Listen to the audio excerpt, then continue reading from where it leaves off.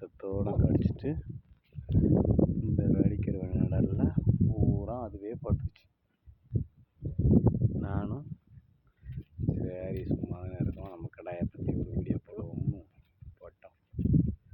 இந்த கடா 2 பல் கன்னி கடா. இப்போ தான் 2 பல் போட்டு அடுத்த 2 பல் விழுந்துருக்கு. இந்த 2 மாதத்தில் 4 பல் கடாய் ஆயிரும். இந்த ஆடு ஒரிஜினல் புளியம்பூர் ஆடு. இந்த ஆடு நல்ல கருத்த வாட்ட சட்டமான ஆடு. எல்லோரும் கொடியாடுன்னு வீடியோ போடுறாங்க. எல்லாம் ஏமாத்து வேலை. ஒருத்தர் போய் நம்பி வளர்த்து வாங்கிறாங்க. நம்ம ஏரியா, அதாவது தென்காசி, திருநெல்வேலி, சங்கரன்கோயில், இந்த கோயிலில் வந்து நல்ல கன்னியாடு தான். நல்லா உண்டாகும், வெயில் தாங்கும், மழையை தாங்கும், நல்லா இருக்கும். கைகால் நல்லா இருக்கிற ஆட்டை பார்த்து வாங்குங்க. நல்லா மேயும். கொஞ்சம் 2 தசுக்கு கிடந்தாலும் அதெல்லாம் ஒன்றும் பிரச்சனை இல்லை. கிடனா எல்லாம் ஒன்றோட ஆடு இருக்காது. கொடியாடு ஒன்றோடு இருக்குன்னு சொல்லி உங்களை பூரா ஏமாற்றி சுட்டை பிடிங்கிட்டு விட்டுருவாங்க. கொஞ்சம் பார்த்து செயல்படுங்க. ஆமாம், காற்றடி எப்படி கேட்கணும் தெரியலை. சரியா? இந்த கடாய் ஏதோ அங்கே ஒரு ஆடு பார்க்கும். கடாய் ஓடிடாத. நல்ல கன்னியாட்டு கடாய் பாய். இந்த கடாய் பார்த்துக்கோங்க. 4 எல்லாம் கன்னி. என்னமோ கொடியாட்டில் தான் கடாய் வரும், கொடியாட்டில் தான் கடாய் வரும்பாங்க. 2 பல்லு கடாய், கன்னி கடாய் தான். கடாய் உங்களுக்கு சரியாக தெரியுதான்னு எனக்கு தெரில.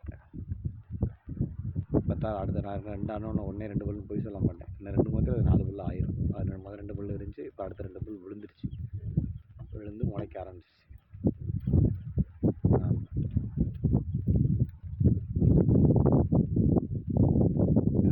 உருப்படி ஆடு கிடக்கு.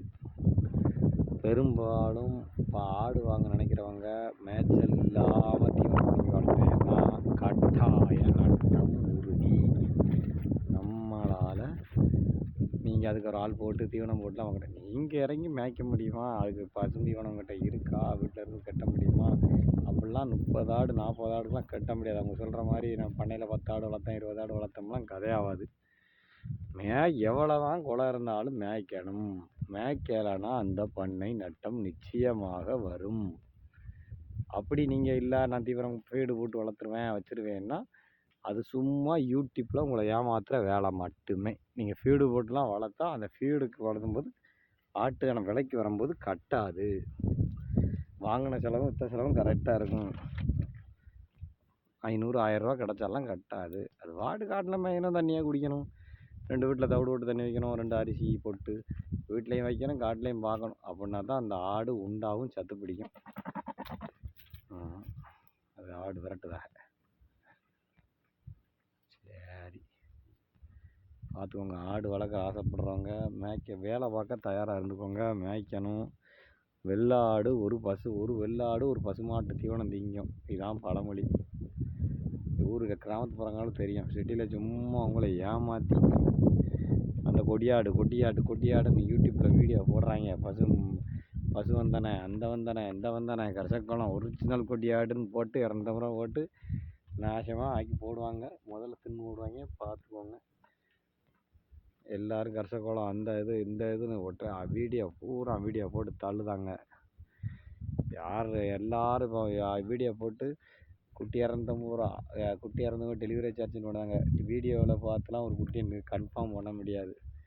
இப்போ காட்டுற ஆடுலாம் சந்தைக்கு, அதுக்கு போல் நீங்கள் சந்தைக்கு போங்க. சந்தையில் வாங்கக்கூடாதுன்னு எல்லோரும் சொல்லுவாங்க. அது தப்பு. சந்தையில் போய் நல்லா பார்த்து ஒரு உள்ளூரில் ஒரு அனுபவமிக்க ஆளை கொண்டு போய் பார்த்து வரைக்கும் வாங்கி ஆடு மேய்ங்க வளங்க நல்லபடியாக. நன்றி, வணக்கம்.